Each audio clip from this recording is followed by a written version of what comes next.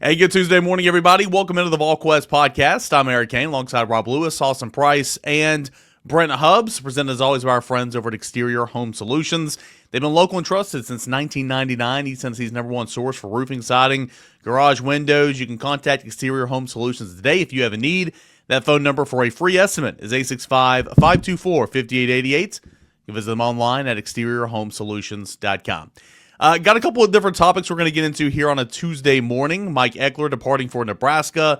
Tennessee basketball's 20-point win, shorthanded, over number 5 Florida. We'll look at Tennessee on the defensive side of the football a little bit more heading into spring practice. But yeah, let's go ahead and start with a coaching move on staff. And Brent Hubbs, it felt like the staff was going to be retained. It felt like the staff was going to be coming back as we entered the month of February, unless something late in the cycle happened. And of course, Mike Ekeler's name's been linked to Nebraska for a long time. He coached there before. It looks like Ekeler is heading back to Matt Rule's staff, and that means Tennessee's going to have an opening on staff for the on-the-field job. Yeah, it's not looks like. I mean, he's gone. He's done. So there's nothing, not like it might happen. It's definitely happened. I think this was a case where Matt Rule looked around at some NFL guys, talked to some different people to see what he could come up with and see what was best out there available, and knowing that Ekeler would take that job if offered the job, because it's, he's got family back there. His parents are still back there. He spent most of his life in Nebraska. So I think when this weekend came about and the end of last week, Tennessee's staff had some free time and some off time. I think he went back home to see the family and ended up in Nebraska. How glorious was that picture of him in the league course? Yeah. Yeah, to echo kind of what Brent said, and talking to Mike on Monday, his parents. This was the first time his parents have not been able to make a game. They're getting older.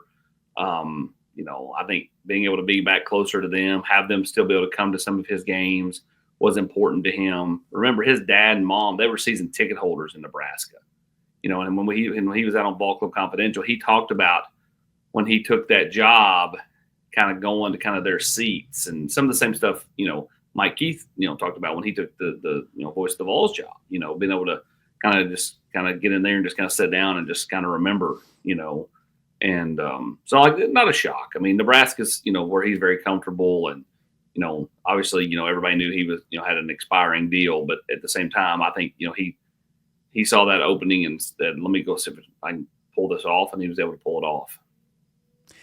You look at what this can mean for Tennessee now, and of course, we'll see what happens. But the assumption, Brent, is okay. Well, it's easy. You got Coach Chop here. He's now going to be elevated to the quote unquote on the field role, and he's going to help out with the defensive line, just like Mike Ekeler was.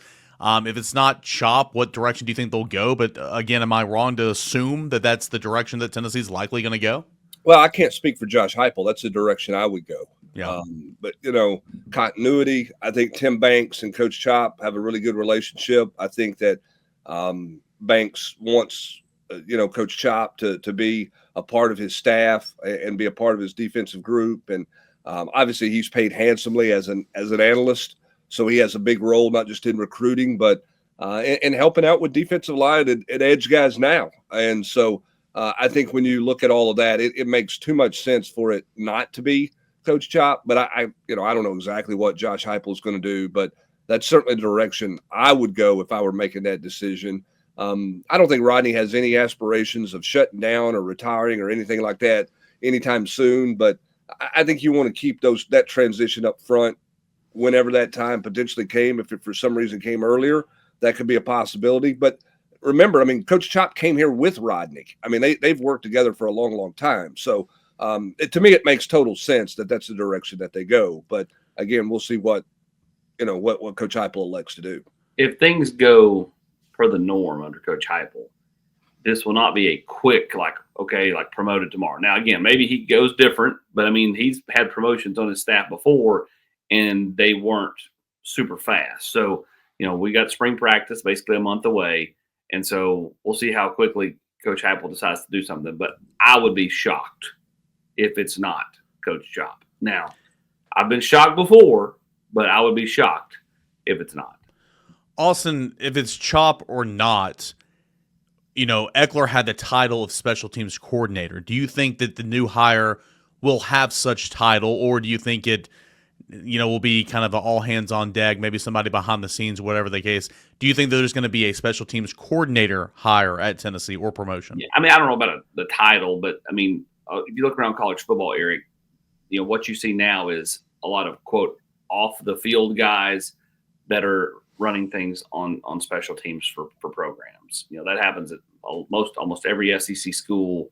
A guy like Evan Crabtree has been helping this staff out here. But they changed that rule now where, you can have as many guys on the field as you want. So, it doesn't really matter. That's kind of where this thing I think will head is, again, 2 and 2 is 4 a lot of times and every time, but you know what I mean? Well, there are no off the field jobs. Correct. There you go. In coaching. Now there's off the field jobs in recruiting, obviously, but in the coaching world, there are no longer off the field jobs. Those guys are on the even field. In recruiting, you can pick the 9 you want to send out. Ekeler didn't go out in January as a quote on the field guy, and he had always been on the road recruiting. He did not go out. Coach Chop went out in this place. Right, but my point is, analysts are no longer. It's not, hey, let's wait till the media gets removed from practice and slip the analyst out there to coach.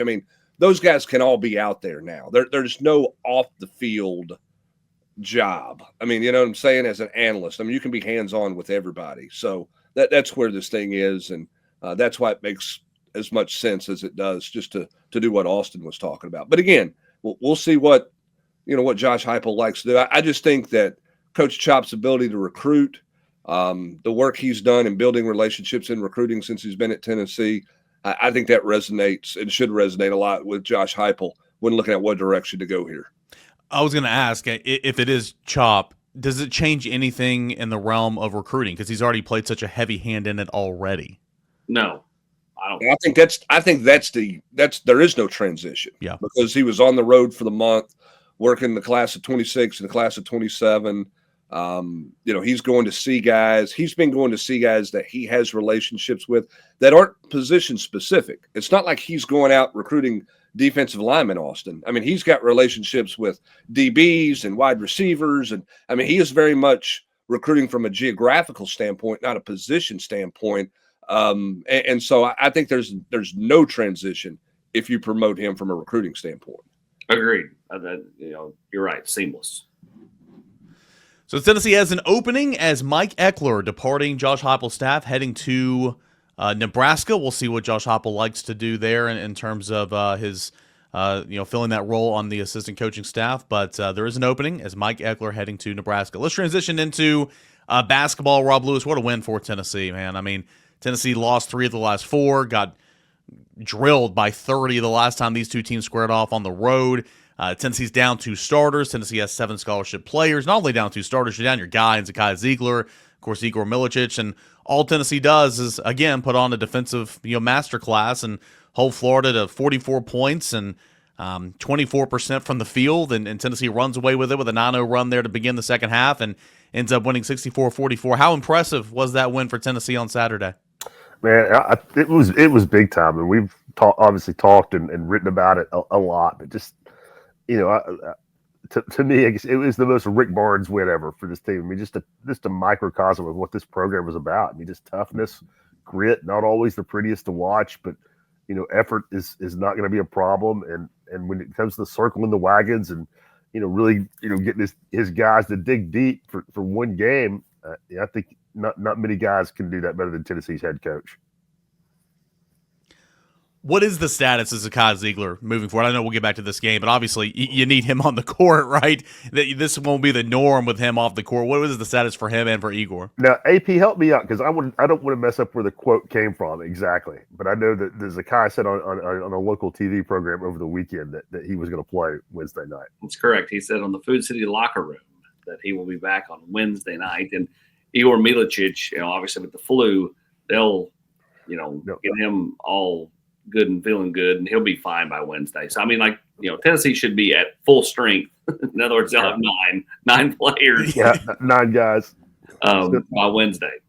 And Igor was, illness and tried to go, was, getting hooked up to an IV all Saturday morning, but just, even when you have 9 guys, if one of those dudes had been out, one of those I mean, you talk about Zakai, the leader, the heart and soul of the team, but Igor's your leading rebounder, and just nuts and bolts on that day in that matchup. Florida's one of the best rebounding teams in the country, and to be down him, in addition to your starting senior point guard, that was.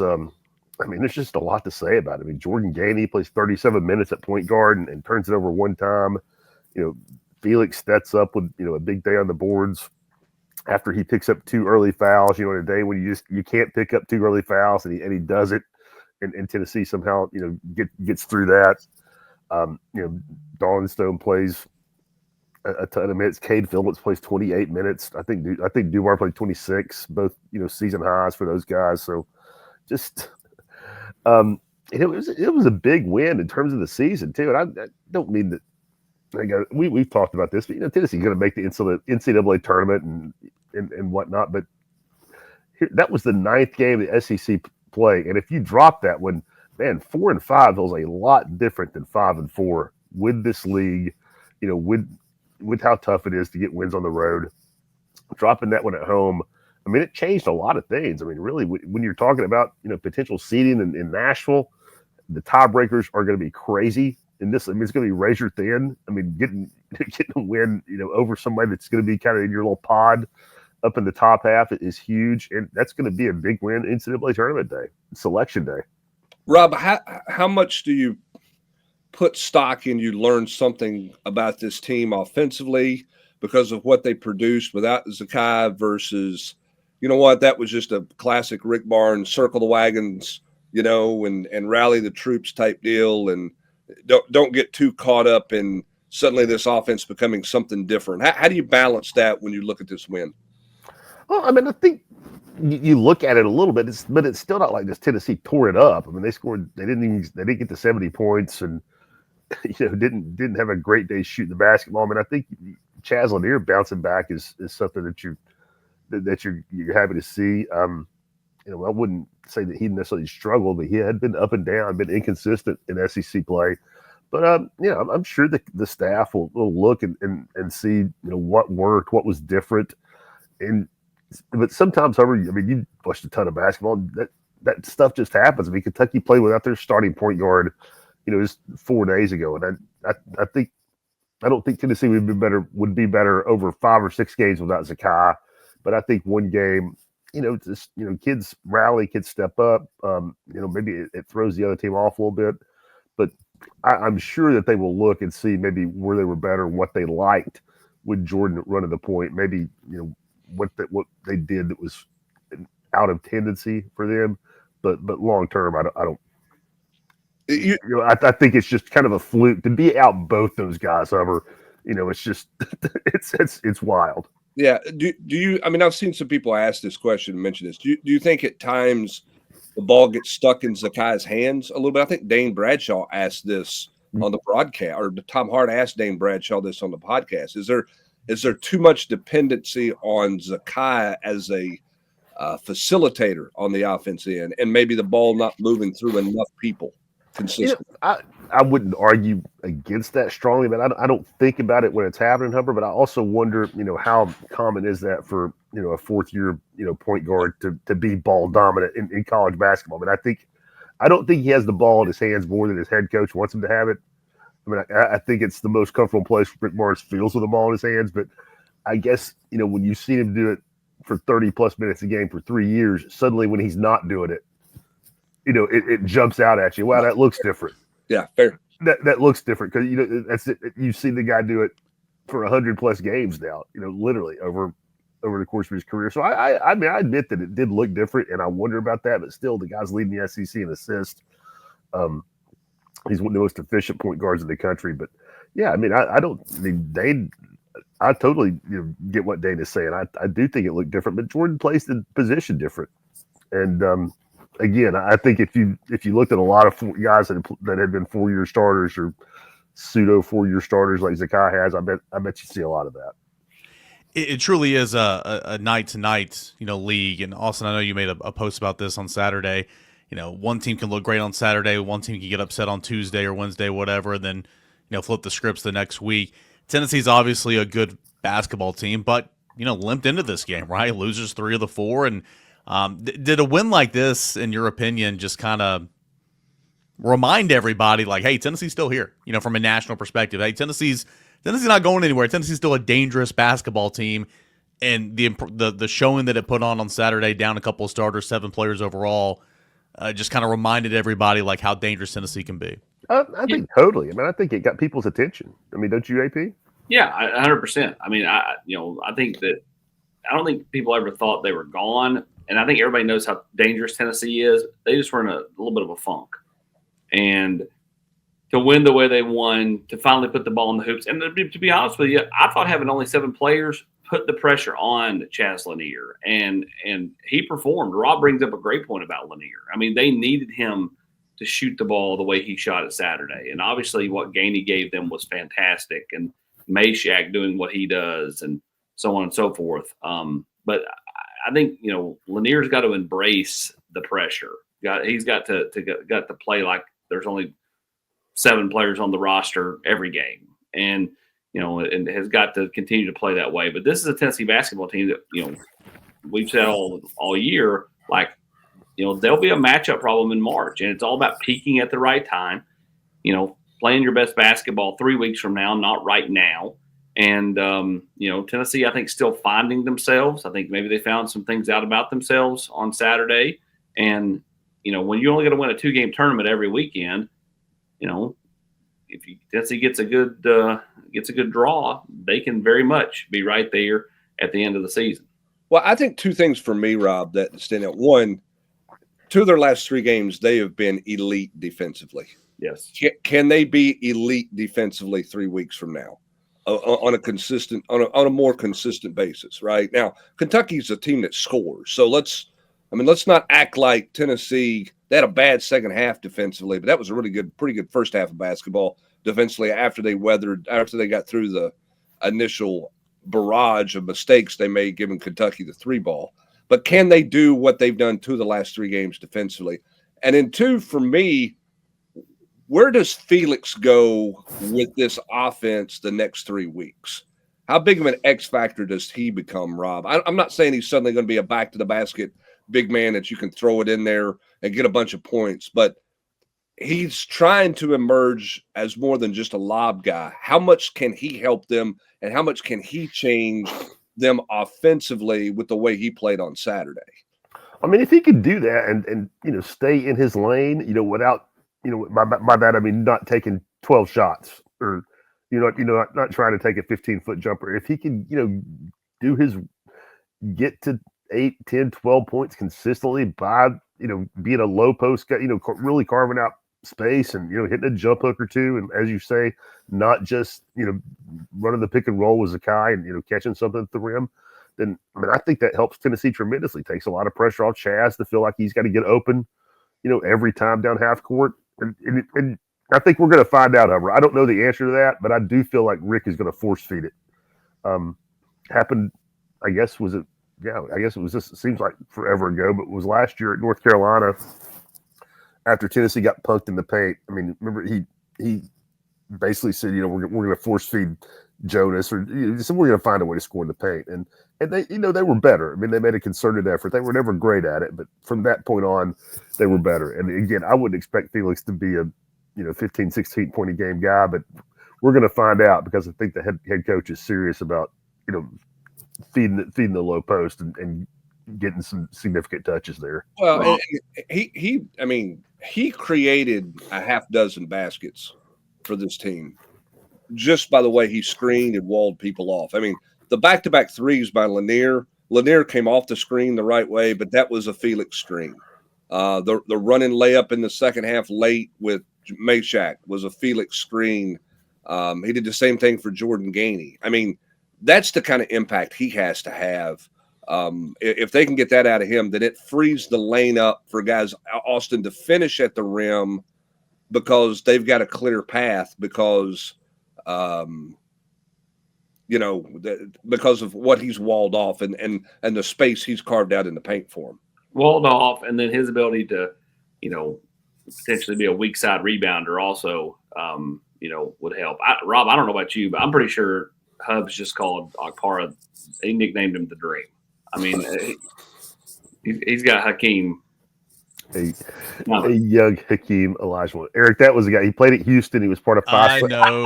He was part exactly of who that is. He was part of Five Slam Jamma in the early '80s and had a really good. You can pro insult career. me, but there is a line. Come on now. I started telling Chris Lowe about Eric and Kirby Puckett Sunday night during a break on the Nation because he started talking about Mississippi State going to the Final Four back in the '90s. Like, oh yeah, I remember that team. And he's like, you don't remember that team, AP? I said, yeah, I do. Dante Jones, Eric Dampier. And he goes, how old were you? And I was like, 13. I was like, you don't think I remember things when I was small? I said, I'm not Eric Kangley. Come on.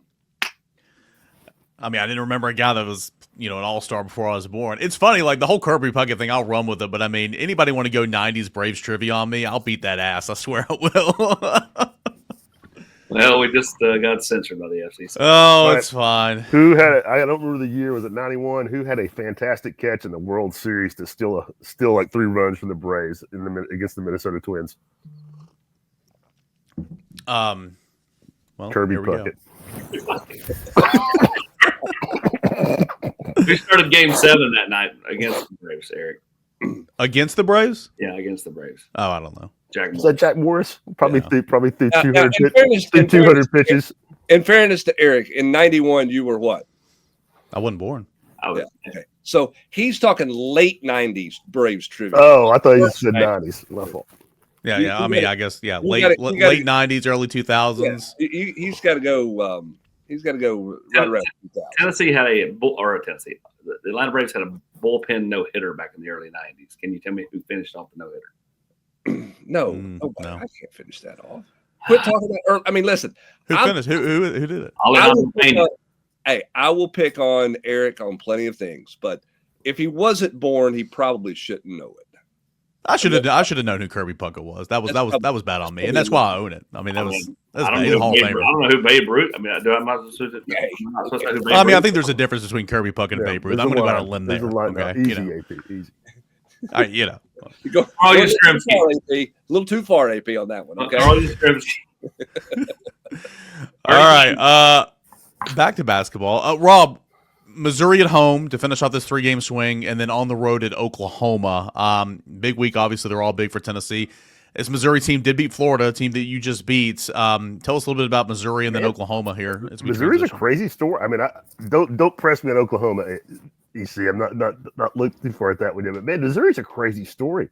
0-18 last year. I mean, 6-2 now. You just mentioned EC. They won at Florida by 1.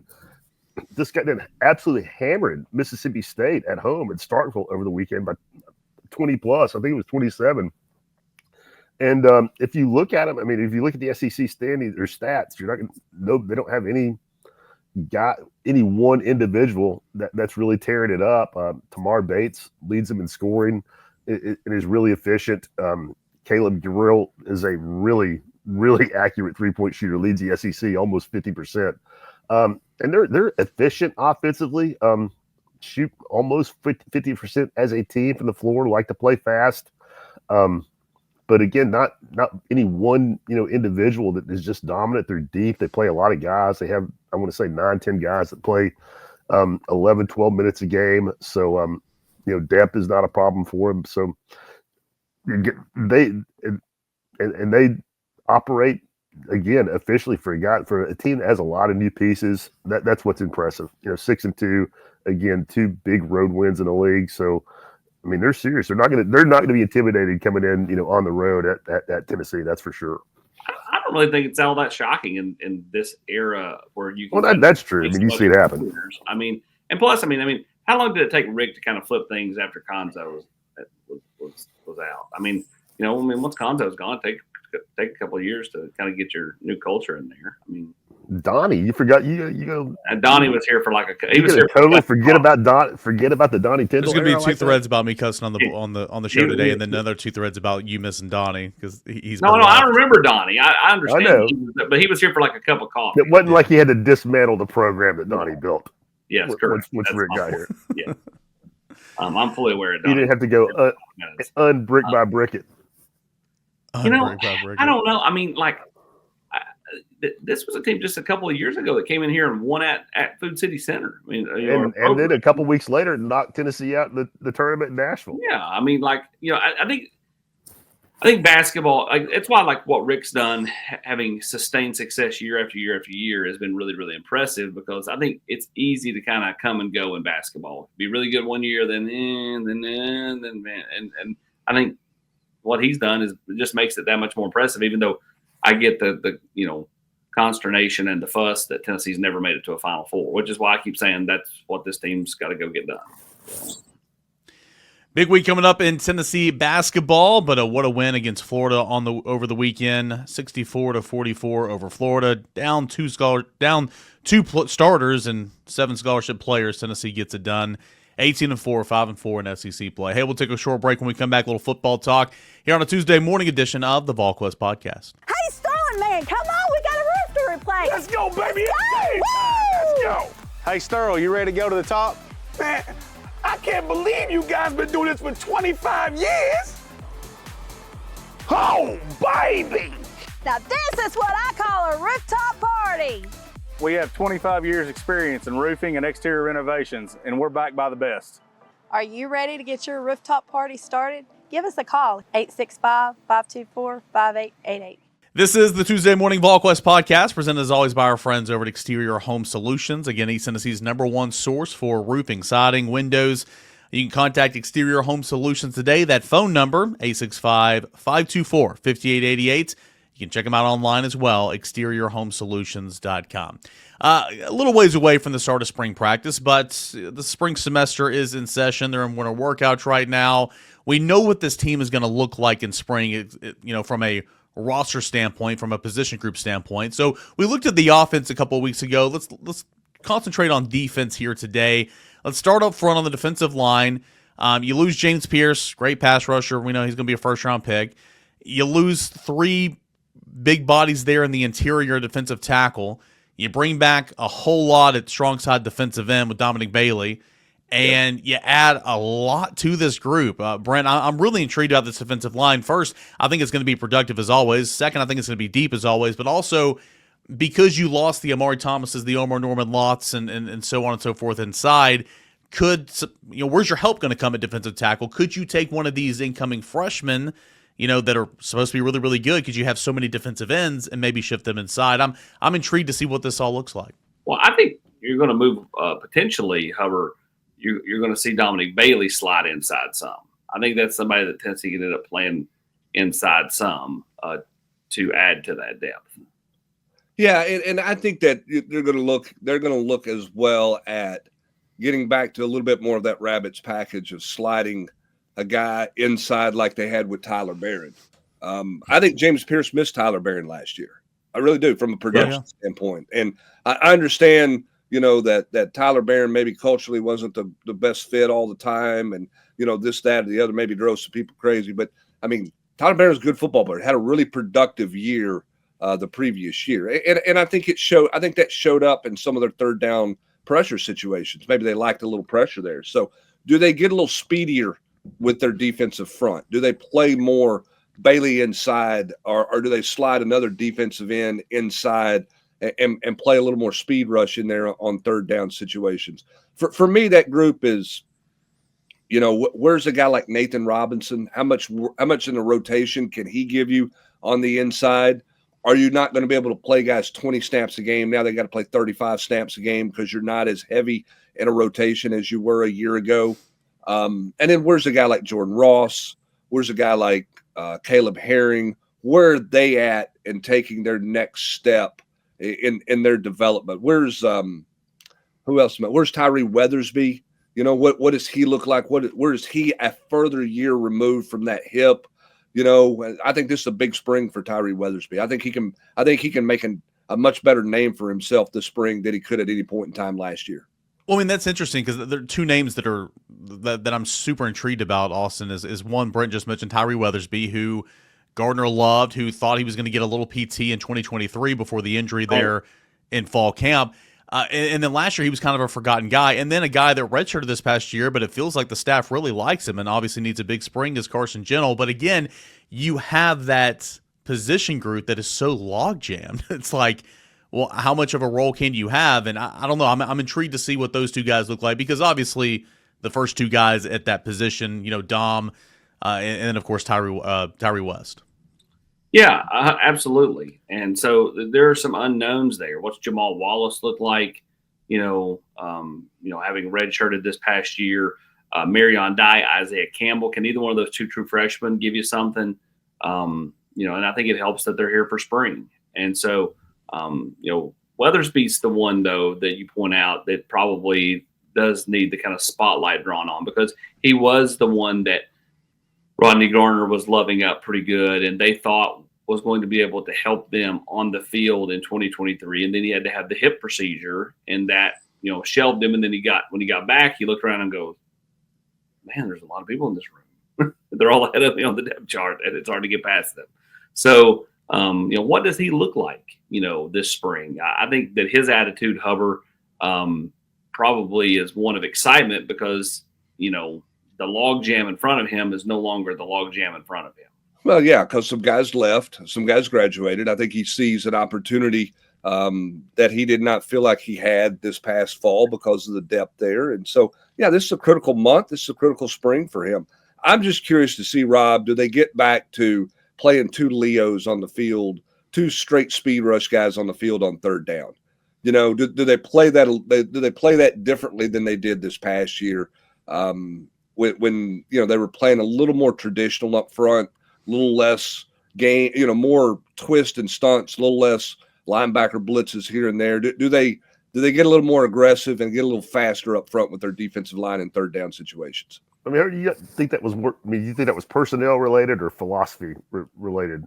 I think there was such a belief that defensive line was so elite that they just kind of rolled their four out there. And I think they were fine with Pierce and Josephs out there together, so I don't think it was a personnel issue. I agree with you. Yeah, and I think it was just a little bit more of, Omar Norman Lott can compress the pocket a little bit, and they did. I mean, they just didn't do it as much the back half or down the stretch of the season as I think a lot of people thought that they would. I know, but sitting next to him in the press box, nobody gets as excited about the Rabbits package as Eric Kane.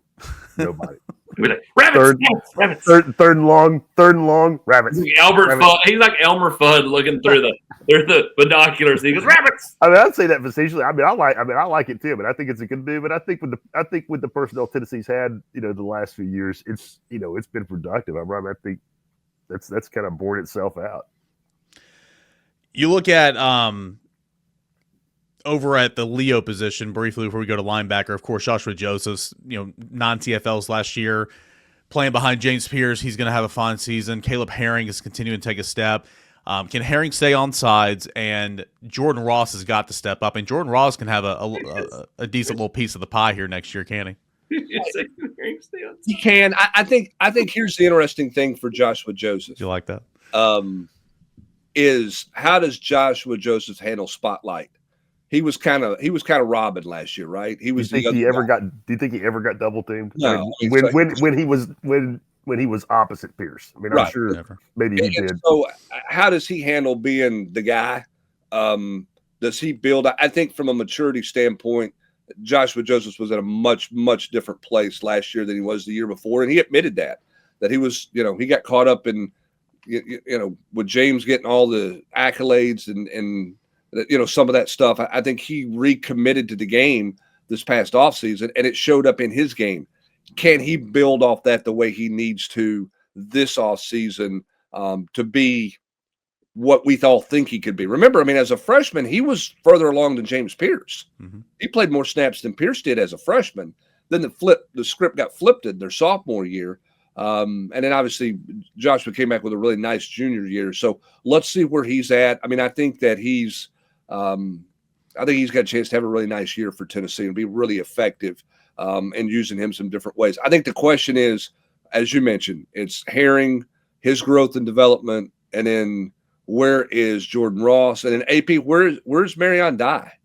Because that is a freshman. That's a position that a freshman can, in certain situations, can make an impact, as we saw with Joseph's his freshman year. So what can Marion Dye do to help Tennessee off the edge as well?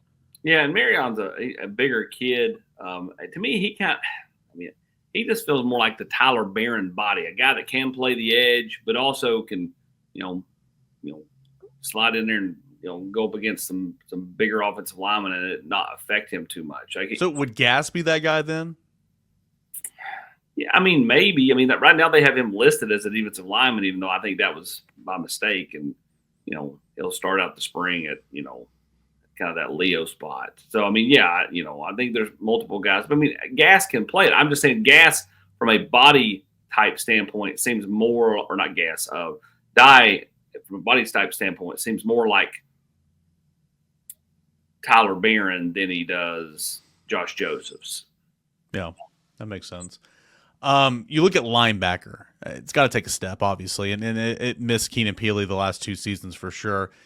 Arian Carter, Jeremiah Thielander, you lost Caleb Perry, lost Jalen Smith. You're bringing back Edwin Spillman, who's got to take a step. He would have been in the rotation all year long if healthy. You got to make up for lost time there. We'll see what they have in Jordan Burns this spring. Some of those freshmen, AP, they're going to have to play. I think Jaden Harmon's going to be in that rotation this year, and I think he's a guy that they're excited about. You got some veterans there at the spot who've played a lot of football, but also you're going to have to bring along some of these young guys as well because you lost some of that depth in Perry and Smith and so on and so forth. Yeah, to back to my point, Marion Dye, when he weighed in without any offseason, 257. Like Josh Josephs never sniffed 257. And James Pierce really never got that big either. So, but yeah, to the linebackers, they're going to have to rely on, Jaden Harmon, Jaden Perlotti. They're going to have to rely on, growth from Thielander, growth from Edwin Spillman.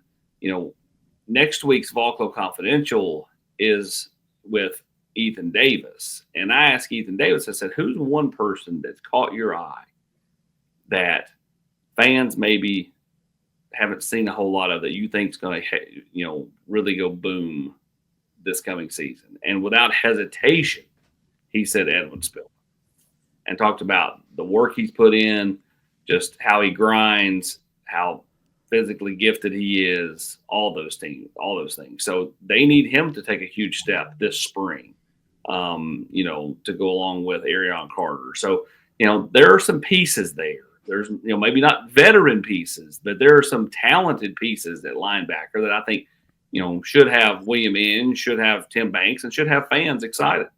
Well, and that's a position that they have shown the willingness to play young guys in critical situations.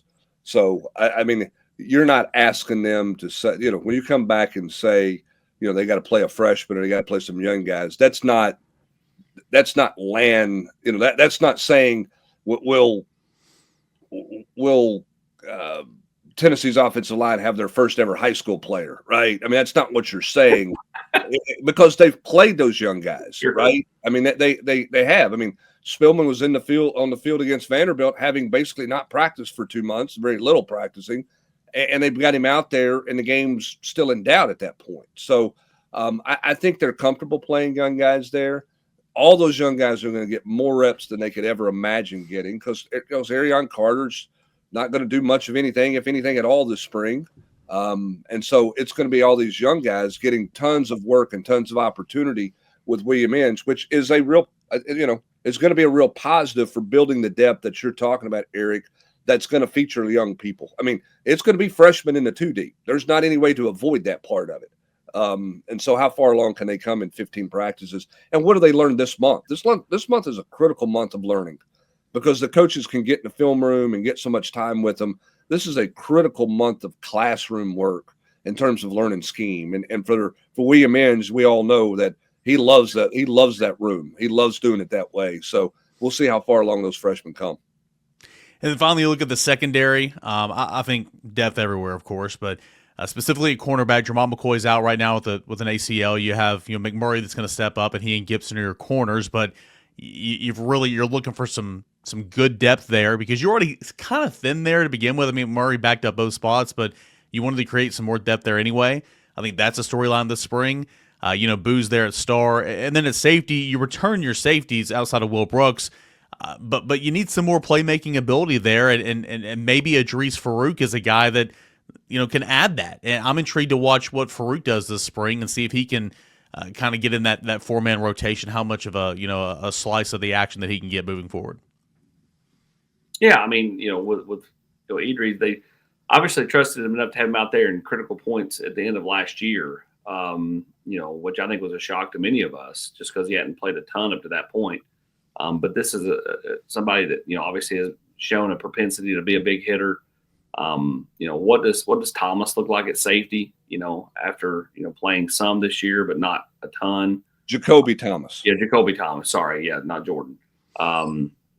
And then we'll see what happens elsewhere. But I mean, they've got to figure some things out at safety. I don't worry near as much about corner per se as I do just kind of where they are at safety, what the rotation's going to look like at safety, and all that. Now, again, does Jordan Thomas get a look there at all if it's unsettled? I just think he's a ways away from playing. I mean, that injury he had, Brant, was a little bit more severe than most people realize, and so I'm not sure he'll be a factor this spring. We'll see about August. Yeah, I think for me, Rob, when you look at this secondary in general, it's all about creating depth. I think you feel pretty comfortable with 5. I mean, compared to years past, the top.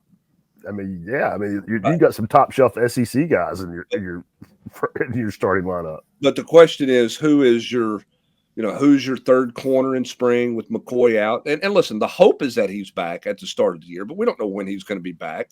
So who's your third corner? Who becomes your fourth corner?